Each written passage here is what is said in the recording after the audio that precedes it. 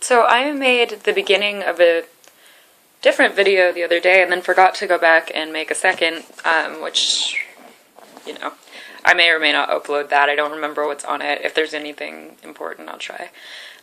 Right now I'm making a video because I am at my parents' house alone. I came over here this afternoon. I went to Trader Joe's and got some of the groceries that I've been wanting to get. That's one thing, is that, like, one of the things that has been helping me to have a couple of weeks really almost completely behavior-free, and definitely behavior-free as far as restricting, binging, and purging go, which is a big deal for me, has been to eat foods that do feel good to me to eat, that are kind of on the safer side. My mindfulness bell. Not like egg beaters, you know, or anything like super reduced calorie, or even anything reduced calorie, but just things that feel wholesome and nourishing to my body. So health foods, if you will, but I don't really necessarily see them that way. I also enjoy them.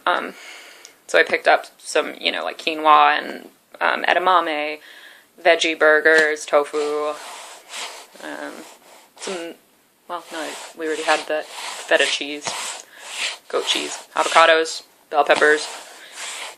But today I also did push myself a little out of my comfort zone, because I see equally important is to, when I'm thinking a lot about a particular kind of food and where I'm at my treatment facility, we have a culinary group, and so there's always stuff around that people have made in the culinary group, different, I mean, there's, like, you know, anything from savory meal type stuff to, like, baked goods and whatever.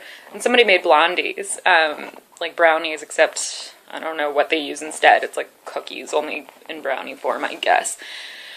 And I had been eyeing them and thinking about them for a while, and that has not gone well in the past. Earlier in my stay, I would end up sneaking food in the kitchen, or eating stuff while putting it away, just stuff like that, or the last time I was there, putting it in my pockets, later eating and purging, and it was just a mess. So, and in the past, you know, obviously a big part of why I binged and purged was, one of the main things is restricting, and not allowing yourself, and restricting even mentally, although I definitely was restricting physically.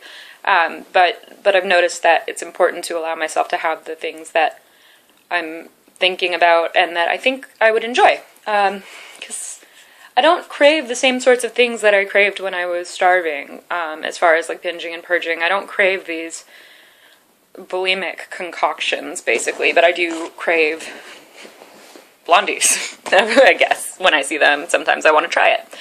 And I don't eat dessert all the time or anything like that, but I wanted it. So I had that for my afternoon snack. And I was trying to be mindful with it. I don't know that I enjoyed it to the full capacity that I would hope. Same with my dinner, which I just finished, actually, but it was good. Anyway, so what I'm trying to get to is I'm alone at my parents' house because they went out to dinner. I do not feel completely comfortable with the idea of going out to dinner tonight, or out much lately. We do go to a restaurant outing once a week, and I met my friend Ellie for lunch a few days ago, and that was the first time I'd eaten out since doing better, and it was a little bit stressful, but it was alright. We went to a place that I like, and it was like a Mediterranean deli. Anyway, I'm trying to just keep myself behavior-free right now. So, with my parents gone, it's like this opportunity that I rarely have, where I'm home alone, with all their food available to me, because I was not living with them prior to entering treatment this time. Partly for this reason, I didn't want to expose them to my eating disorder in the ways that they had been in the past, and eat all of their food. And for a lot of other reasons, obviously, but... So, what I did, again, I'm going to reference Jen, one of your videos. You said something about maybe you can do some of these things alone. Like, maybe I could have gotten through this moment without binging and purging, and also without calling anyone or whatever, but at what cost? And that really struck me when I heard that.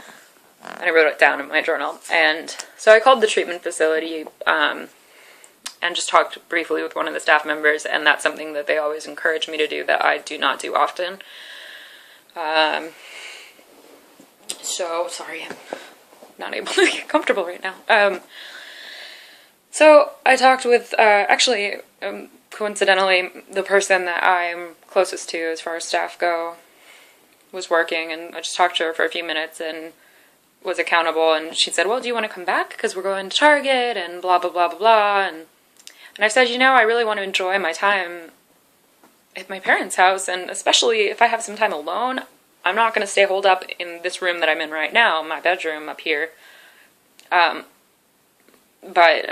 my mother, I love her, but we don't, it's a bigger story, but I feel very uncomfortable around her, which is why I often, always, when I'm here, do spend the majority of my time in this room.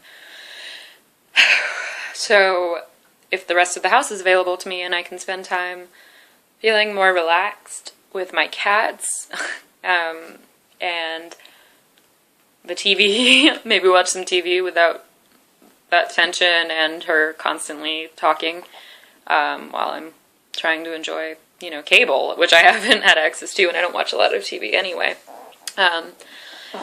You know, then maybe I can do that. I do still have some trouble with, just being, like, that's an understatement. I have a lot of trouble with just being, as far as just sitting and watching a movie with my cat. And that's the thing, is, like, those are some of my most enjoyable memories from childhood, are not even watching TV, but laying in front of the fire with my cat on his big cat bed, and just being warm with him, maybe taking a nap, or you can tell what age I was when I developed my eating disorder by this next comment, but I used to really enjoy reading Goosebumps, and I would sit in front of the fire with the cat on his cat bed and run through a whole book of Goosebumps, and then I remember the first time I finished a whole book in a day, because they're like this big and large print and for children, and I was a child. But I was very proud of myself for finishing that book, and I think I once read 2 of them in one sitting, and that was exciting. So there's a fireplace here. I could probably bring a pillow in front of it and kidnap my cat and say, we are going to sit here and read. Excuse me. Or, I mean, there's infinite possibilities for an hour and a half by myself. I also have been reading, hold on, a couple of books, just because if I am going to be taking a new approach and trying to view recovering, as far as the actual food stuff goes, as a healing process, I do want to be aware of different theories and approaches to food. Obviously, you take what you need and you leave the rest, but I'm reading this book called The Compassionate Diet, which isn't a diet in the sense of, like, eating to lose weight or anything. It's about vegetarianism, and I am a vegetarian. It's a long story with that one, but I am again a vegetarian, and it's not an eating disordered thing. I actually resumed eating meat for 5 years after being a vegetarian for 8 years in order to experiment and see if it was an eating disordered thing, and my experience has been that for me it is not. I'm going to make a second video.